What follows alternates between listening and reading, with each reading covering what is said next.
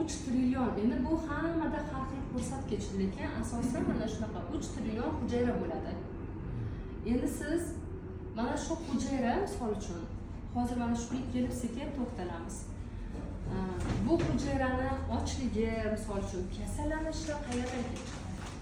Birinchi o'rinda mana umuman kasalliklarning kelib chiqish holati mana shu yerdan boshlanadi. Birinchi o'rinda bizga nima ta'sir qiladi? Ekologiya. Ikkinchisi stress, uchinchisi irsiyat.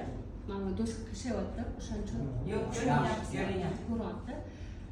Hop, mana ekologiya, mana kasalliklarning kelib chiqishini sabablari, ya'ni kasallikni keltirib chiqarayotgan omillar, bu birinchisi ekologiya. Ekologiyamiz hozir tozami?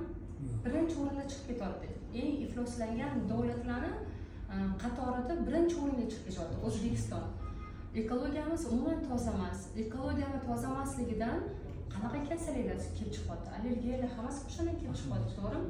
Mana yosh kattalar aytadi, oldin biz baquvvat bo'lganmiz. Biz homilador bo'lsak ham sigir soqqanmiz, noyob to'g'ri gap.